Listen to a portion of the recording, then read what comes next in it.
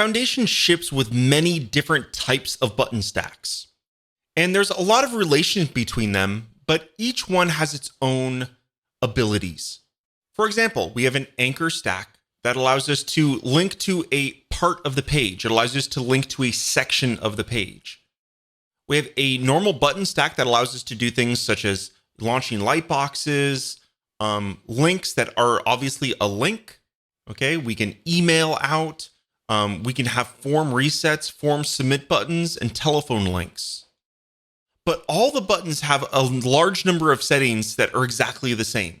So let's start off with this journey by looking at those common settings.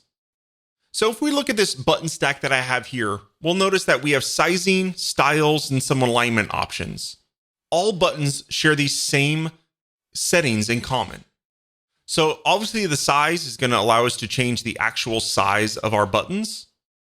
We have an expand option that allows us to define a full width button and actually define when we might want that full width button to happen. So small only. So if we only want a full width button on mobile devices, we can do expand on small only.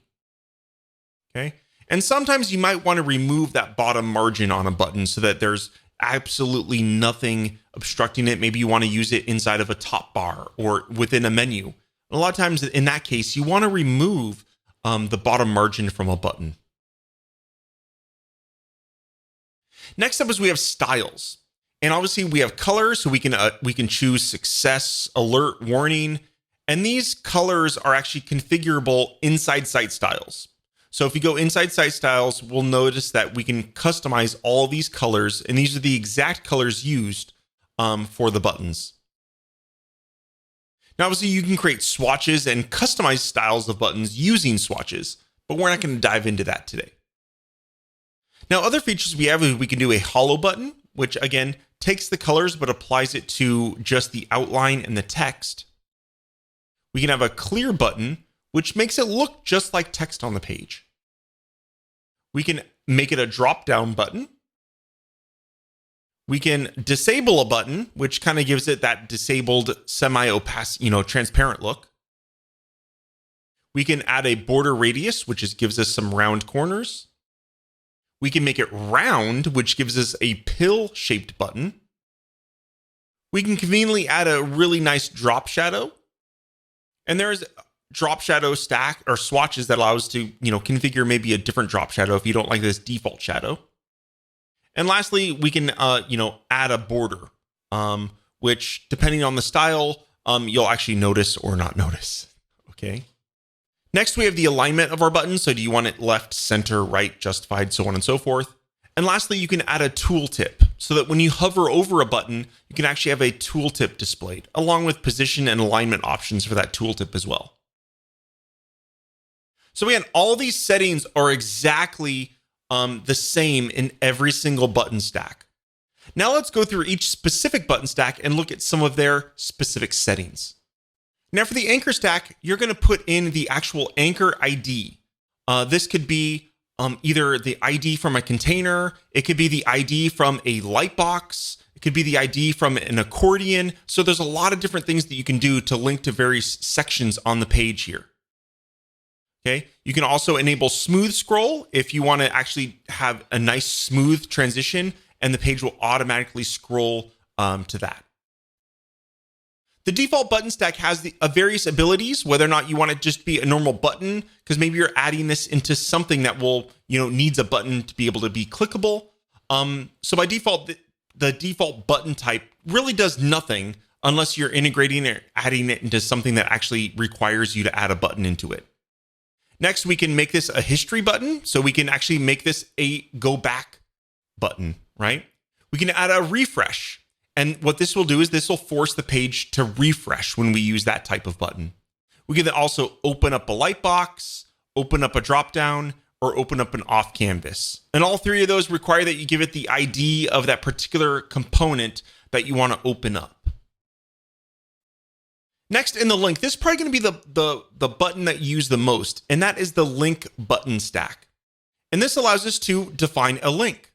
So when you click the edit link that opens up the traditional link dialog within RapidWeaver, you can either put in a URL directly into here, or you can navigate to a page or a resource that you want to link to. Next, we can define our target. Do you want this to open up in a new tab or window? You can also do open up inside of an iframe. And if you use this, you can easily integrate with something like our offsite stack, so that you can actually open up links inside of an iframe on the page using the offsite stack. Now, if you're linking to something like an MP4 file or an image or a PDF, and you want to ensure that that actual document is downloaded instead of opened in the browser, with this convenient force download option. Next up, if you click on this plus button, you'll notice that we have some additional more advanced options, such as title, some rel for SEO purposes, as well as hreflang if you're building a multi-language site, and you want to make sure that you define that this particular link is linking to a page of a different language. And lastly, the add custom attribute. If you want to integrate this particular button with something else that requires data attributes, this allows you to easily do that. The Mailto button opens up an email. So you'd put in your to address, your subject, an optional body, CC, and BCC email addresses. And again, this will open up a new email in the default email client on your client's machine. The reset button really has no extra options. When you add this into a form, it will essentially reset a form and clear all of its default values. And the submit button, just like the reset button, doesn't have any extra ability, only that when you add it into a form, it magically turns that button into a submit button for your form.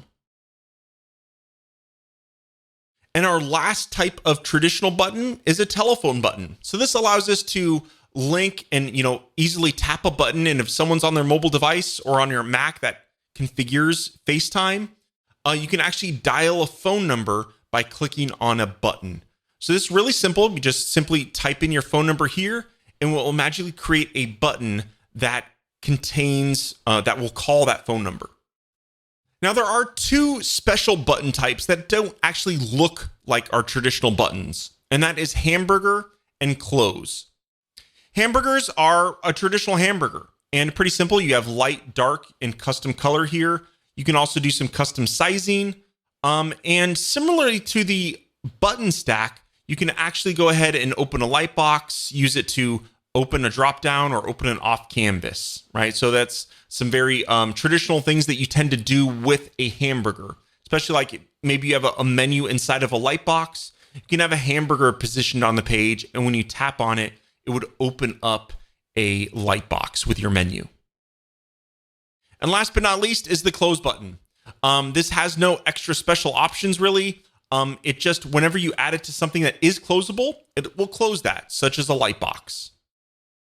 And lastly, just to touch base, there is something called a button group. And this allows you to create basically a bar of buttons. And all of the buttons that we've explained already today, you can add into a button group. If you want more details on a button group, we'll create a video in the future on more in-depth features for button groups.